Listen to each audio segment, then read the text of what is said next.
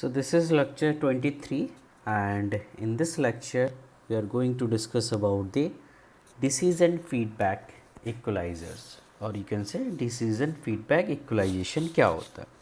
Okay. So सबसे पहले अगर हम बात करें this DFE, it is also known as the DFE. Okay. So first of all, this DFE is the example of non-linear equalization. This is the example of non-linear equalization. Okay. Previous जो lectures थे उसमें हमने देखे थे linear equalisation. Okay, so this is the example of non linear equalisation. अब non linear equalisation हम कब use करते हैं? जब हमारे चैनल्स में जो है हमारी चैनल जो यूज़ कर रहे हैं हम ट्रांसमिट करने के लिए, उसमें डिस्टॉर्शन बहुत ज़्यादा हो. उस केस में क्या होता है, हमारा लीनियर इक्वलाइजेशन हमें ऑप्टिमाइज रिजल्ट नहीं दे पाता है. So in that purpose we use this non linear equalization. Okay, this nonlinear equalization basically we use in 2G and 3G. Okay, so most of the application we do the and 2G, 3G and higher generation. Okay, so अब हम बात करते हैं DFE की, decision feedback equalisation. Okay, सो अगर मैं इस DFE की बात करूं तो जो बेसिक आइडिया है इस DFE के, ओके, वो है the basic idea behind decision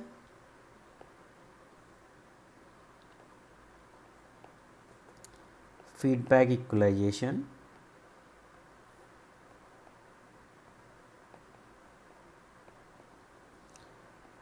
is that once an information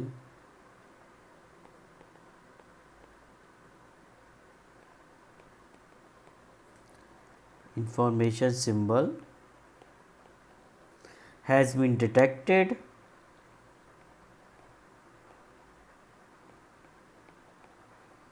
and decided upon,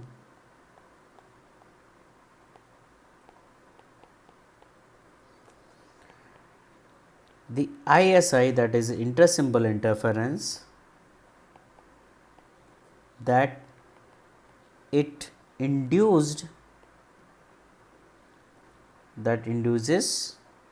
on future symbol can be estimated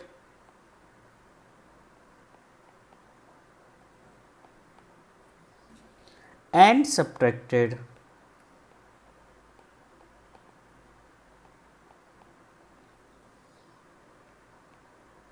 out before detection of subsequent symbol.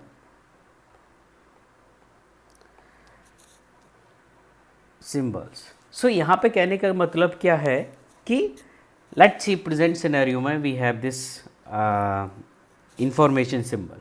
Okay, so हमने क्या किया, वो information symbol detect किया and decide कर लिया.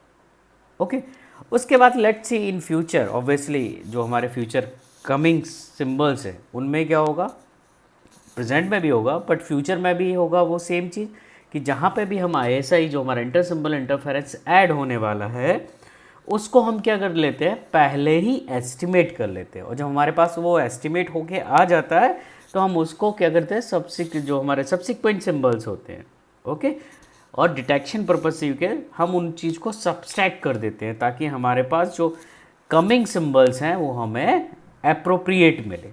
सो जो ISI introduce होने वाला है इन फ्यूचर उसको हम सब्सट्रैक्ट कर देते हैं. सो अगर मैं इसकी बात करूं DFE की, so you can see the diagram of this DFE. Okay, the diagram of this DFE you can see over here.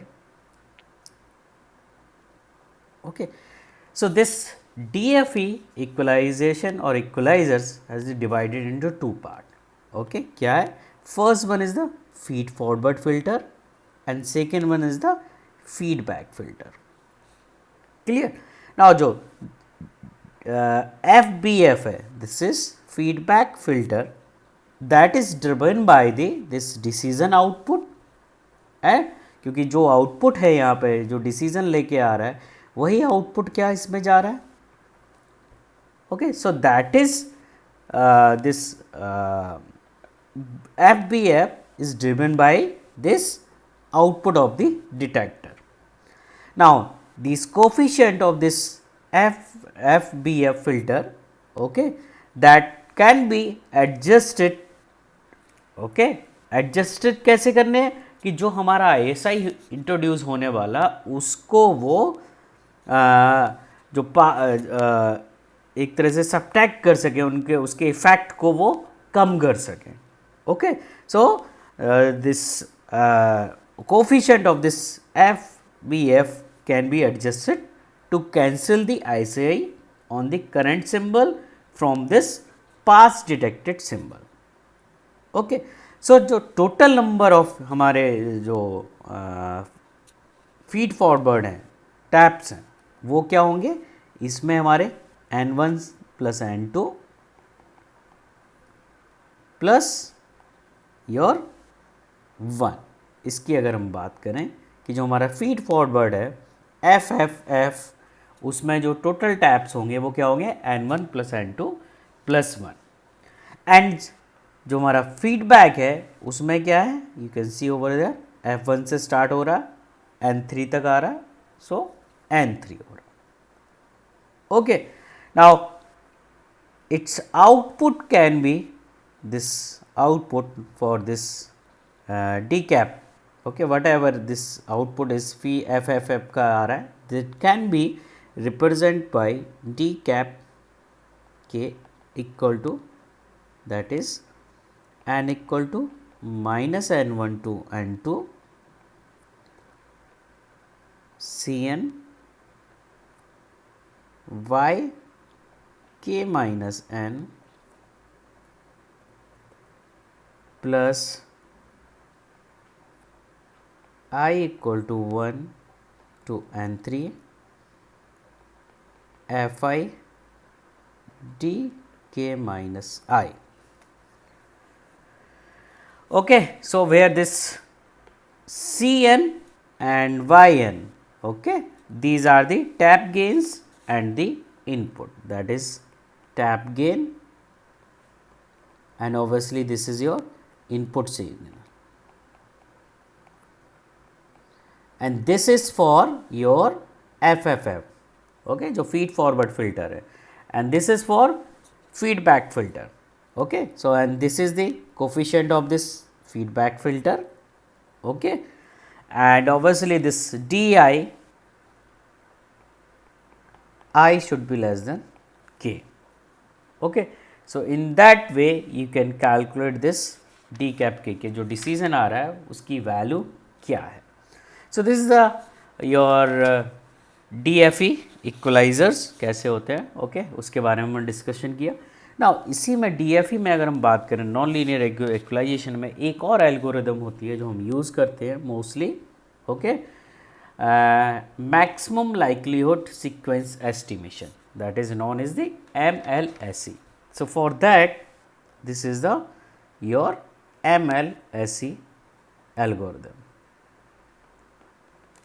Okay, और you can the structure of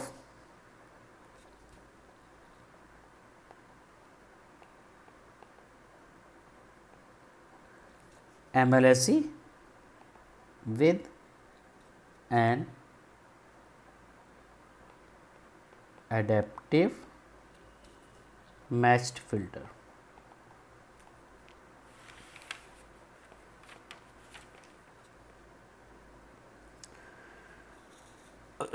okay, so MLSE जैसा कि हाँ प्रीवियस लेक्चर हमने देखा, it minimise the probability of sequence error. Okay, so this portion is MLSE is minimize the probability of sequence error, कि कोई error होने वाली है उसकी प्रोबेबिलिटी को क्या करता है, कम करता है. So this MLSC should have the knowledge of the channel characteristic, okay, and this probability distribution of the noise determines the form of the metric of the optimum demodulation of the received signal. Okay, so यहाँ पे क्या हो रहा है, जो channel output है that is YT is going into the match filter and after that is going to into this MLSC algorithm. Okay, और यहाँ पे हमें जो मिल रहा है वो एस्टिमेटेड डेटा सीक्वेंस मिल रहा है. Then this is output is going to in channel estimator, जो यहाँ पे एरर कैलकुलेट हो रही है. You can see over here जो डिले आ रहा है, यहाँ पे हमारा चैनल एस्टिमेटर जो हमारा जो आउटपुट आ रहा है that is going to again to match filter, to matching the coefficient of the filter. Okay, so this MLSC work in this way. So this is another example of your non-linear equalization.